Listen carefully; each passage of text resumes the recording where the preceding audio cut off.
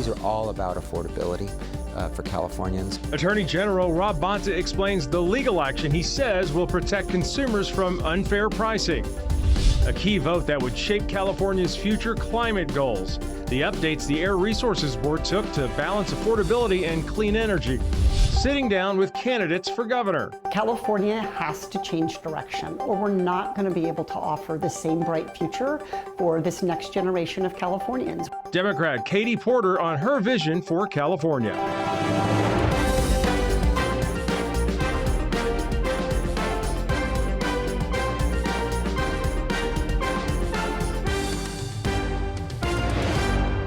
Thank you for joining us for California Politics 360. I'm Ashley Zavala. This week, California's Attorney General's office is asking for $14 million to continue fighting court battles related to the federal government and the Trump administration.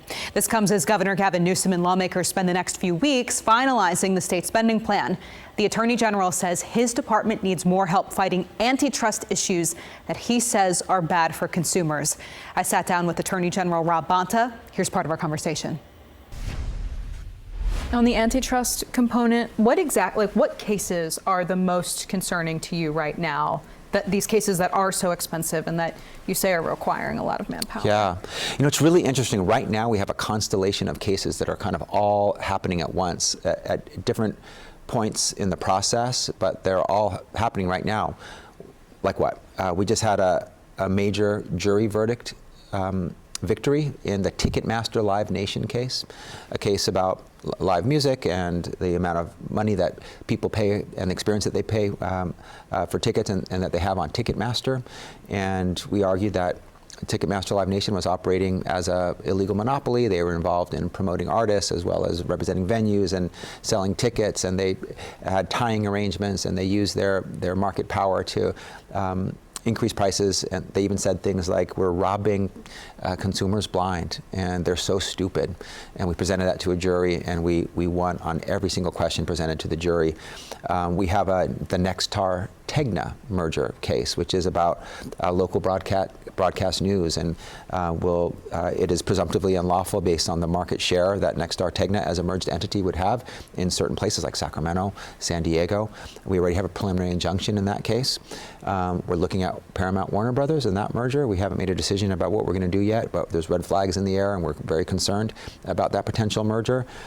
We have an ongoing case against Amazon for making prices higher for everyday people who, so many of us use Amazon, and they say that they provide a low price or the lowest price, but we have evidence that shows that they're involved in price fixing with other retailers that actually raise the price and make it higher. So these are all about affordability for Californians and for Americans, and these cases are all happening at once. And normally the federal government through the DOJ or the FTC would be involved, maybe even leading, because they have heavy resources, big offices, but they don't seem interested in fairly and firmly enforcing antitrust law. They feel, it seems like they're more interested in picking winners and losers, allowing and ushering mergers through when it helps their friends. And that's not what the people of this state and this country deserve. They deserve a free and fair market, not a rigged market. Is it your assumption that, essentially that's where this is going with this budget ask, more antitrust issue work for your office as opposed to maybe the weekly lawsuit against the new orders that are coming out from the administration? Yeah, we expect more antitrust cases and us to have a more prominent role because the federal government is not doing its traditional job. We've had cases like Ticketmaster Live Nation. That was a case where we brought the suit with the US DOJ. It was under Biden when we brought the suit, and they were leading. They used a lot of their resources, their staff, their big team, and the federal government under Trump settled a couple days into trial and just bailed, and it was a slap on the wrist, sweetheart deal in our view, very inadequate and inappropriate. So the states had to fight on and use more of our resources, our team, our staff to be able to bring the case. So that's what we see. It's sort of a difference of roles, a vacuum created by the federal government not doing its traditional job, and a need for the states to step into that vacuum. California, the largest state DOJ in the nation, so we're going to have an outsized role given our size to do more, and that requires, unfortunately, more funding to get the job done. Attorney General Rob Bonta and I also talk about predictive markets and why people in California are allowed to bet on politics right now, plus an update on where his office stands on enforcing laws around e-bikes. Well, who will be California's next governor? My sit-down conversation with Democrat Katie Porter, her plan to lower the cost of living in this state.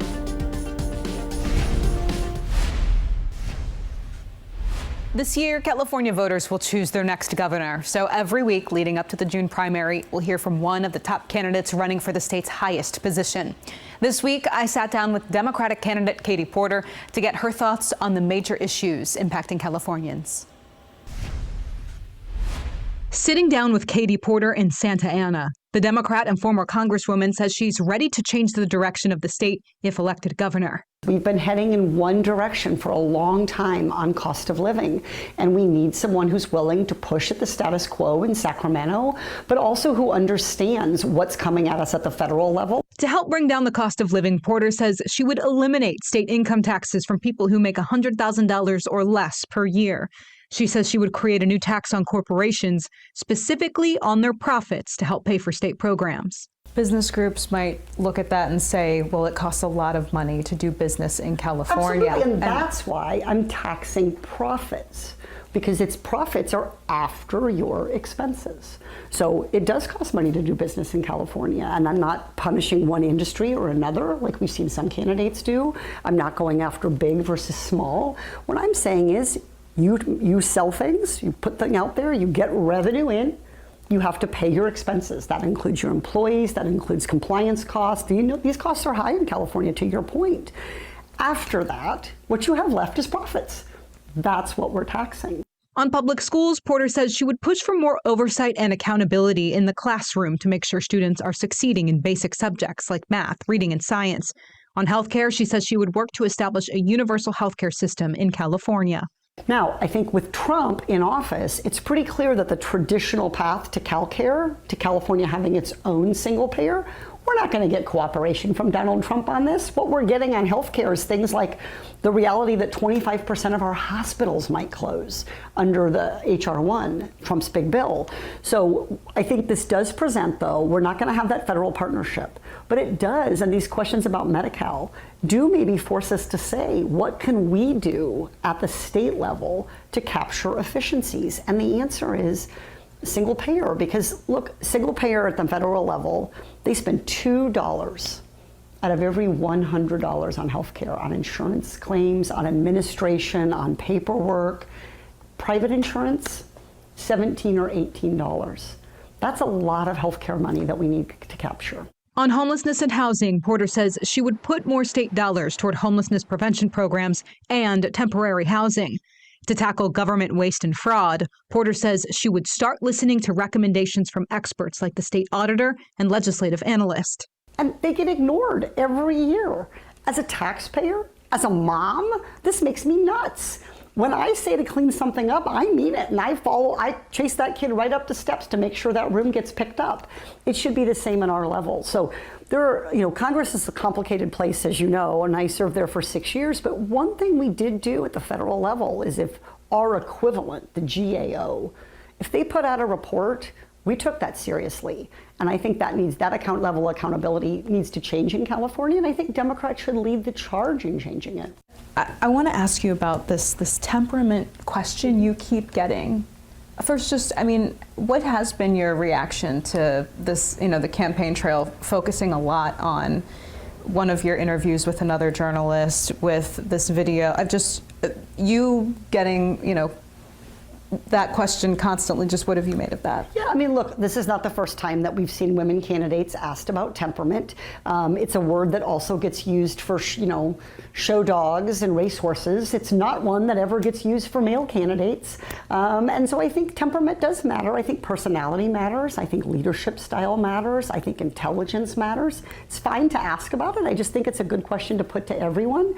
Everybody in California had a chance to see me on the debate stage with the journalist, and I will tell you, I think when you look at those debates, which as you know can be high pressure situations, I showed that I was cool and calm under pressure, but I also, unlike some others who were cool and calm, The difference is I answered the questions. And I think that is the right kind of temperament to have to be governor. What grade would you give Governor Gavin Newsom for his last 2 terms? Are you sitting in your chair firmly? am Because unlike every other Democrat, I'm going to give a grade. I watched everybody else bob and weave. Thank you. So I would give him an A-. That is a pretty high grade. I will give you that. I think there have been a lot of things that have come at him. There is work undone, to be sure. But that's always true. Part of the job of a governor is to try to solve things. You're not going to solve them all. What are 3 words you would use to describe California under Governor Katie Porter? Yeah, innovative. We have to break the status quo. It isn't taking us to the right place. Efficient. We should all expect that from government. Democrats need to own the issue of efficiency. And uncorruptible. I am the only candidate in this race that does not take corporate contributions. I have been willing to stand up to labor, to corporations, to all kinds of special interests in my entire career and in this race. Right now on CalPolitics360.com, you can watch my full 30-minute conversation with Katie Porter. Well, balancing climate goals with affordability. State regulators will take a key vote this week. The changes the California Air Resources Board made to a proposal that attempts to balance clean air and stable gas prices.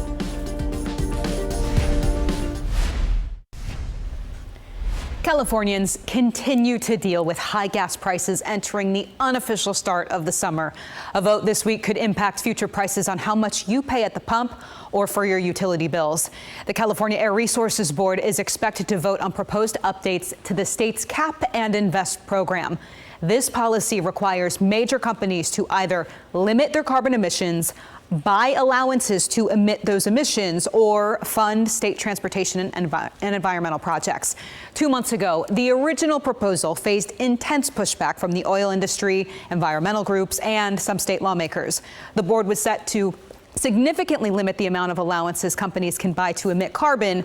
The oil and gas officials warned this would collapse the industry in California. So with that feedback, here are the major changes they made. The board will hold off on limiting those allowances as much as originally proposed between now and 2030. With the money collected through this program overall, the board is also proposing to add $10 billion in credits through 2030 for utilities to lower those electricity bills across the state. Plus, another $800 million would support industries like refineries, food processors, and steel companies to ensure that no additional costs move to the consumer as they try to adapt to these updated rules. Also, a new fund would be established to allow companies to invest in their facilities to drive down air pollution overall. I sat down with the chair of the California Air Resources Board, Lauren Sanchez. We start with the reaction from the oil industry. We're in this moment where there is a lot of uncertainty around our supply. Should the war in Iran persist, the Strait of Hormuz stay closed? Is this proposal a Band-Aid between now and 2030? Because the oil industry is saying that some of these changes are fine for now, but 4 years later, they don't really know what the future looks like for them in the state. Yeah, and I appreciate that concern. I think there's a couple of things to highlight. The proposal does offer that short-term relief that we heard from industry is needed. You mentioned the Strait of Hormuz, obviously the global energy disruption that is happening, but also federal tariffs, immigration issues. I mean, we are in a moment of economic uncertainty. And that's why we really need to take time to figure out what beyond post-2030 those numbers should be, that amount of support. We know that we need to offer that short-term relief while working on the longer-term solutions. And I'll tell you, I appreciate from the oil industry, frankly, that sounds to me like their long-term commitment to this program. They want to know what those numbers are beyond 2030, and we're committed to working with them and with all of our stakeholders, with members of the legislature, to figure out the right amount of support going forward. Chair Sanchez says the Air Resources Board is involved in conversations with the California Energy Commission to keep its current refineries, to keep refineries in state. On the other side, environmental groups say this proposed plan is a step back on California's climate goals. Chair Sanchez says the state is aligned with their future goals moving forward. California remains committed. I personally remain committed to our climate goals. They're in statute. We have ambitious goals for 2030 and 2045, some of the most ambitious in the country, if not the world. And something that's really important to me as chair is making sure that we are on track to achieve those goals while ensuring affordability and cost effectiveness of our regulations and being really mindful of some of the concerns that have been raised. So what I've said to the environmental groups is that we are aligned with our 2030 targets. Moving forward with this program is incredibly important in this moment when climate policy is at a crossroads with all of the federal attacks that we are facing on our programs. But moving forward with this, really our signature climate policy, that is one of the most cost-effective tools we have to achieve those targets. It's one of the most important things the board will do this year. Chair Sanchez and I also talk about how the Air Resources Board plans to work with the next governor, whoever that may be. Plus, with the war in Iran straining our fuel supply, I asked her if now is the right time to decide on this major change to the Cap and Invest program. Well, California's tourism economy reaching records. We take a look at the impact the growth of the travel industry is having on cities across our state.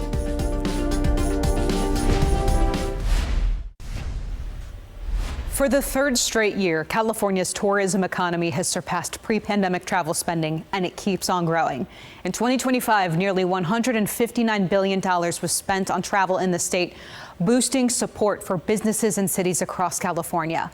Arts and entertainment is leading the way. Andrea Flores looks at the impact. California's tourism economy is growing. California is still a place where people dream of visiting. That's according to a new study by Visit California. You've got the mountains, you've got the beach, you've got the agricultural areas, you've got big cities. There's still just a really strong demand in California, which is encouraging to see. The study reveals tourism generated just under $160 billion in 2025 and supported more than 1 million jobs.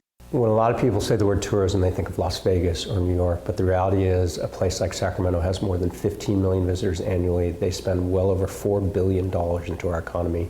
It's tens of thousands of jobs. So it's not just about the big destinations. Tourism have huge impacts on smaller cities as well. Sacramento is one of the cities seeing big gains. The city of Sacramento collects hotel taxes, and those taxes are up 40% since 2022. If you look at tourism like a stock market portfolio, our offerings are very diverse, and we're seeing the results of that. Last year, travel fell across the U.S., but visitor spending went up 1.7% in California, including in the capital city. Sacramento, the airport continues to expand, so there's more airline crew business coming into the market. Conventions continue to be very, very strong. Business travel is picking up, still little challenges with different things happening at the Capitol with the renovation and workers staying home. Brenda Kirian, Director of Sales and Marketing at Hyatt Regency Sacramento, believes Sacramento has something for everyone. We have so many different festivals and concerts. I know X Games is coming up. Having NCAA here for the basketball last month was huge. It's just more exposure for the city. And the fall is busy again. And again, that's when we have Ironman and Aftershock and the marathon in December. Having the A's here has really helped us a lot too. 55 of California's 58 counties saw an increase in tourism. What people are looking for when they travel is being discovered here in the Golden State. People before were just looking for a deal. Now I think people are really looking for experiences when they come to a city, and they're finding it here. Andrea Flores, California Politics 360. In 2025, visitors spent $4 billion in Sacramento County. But overall, the top places for visitors in California was Los Angeles County. It brought in $35 billion in tourism spending. Orange County brought in $17 billion. San Diego closely follows with $16.6 billion. And then San Francisco rounding out the top four, bringing in $14 billion in travel spending. Right now on CalPolitics360.com, you can watch this week's full interviews. We also want to hear from you. What issues do you want us to cover? Send us an email at contact@CalPolitics360.com. Thank you for joining us for this week's California Politics 360. See you next week.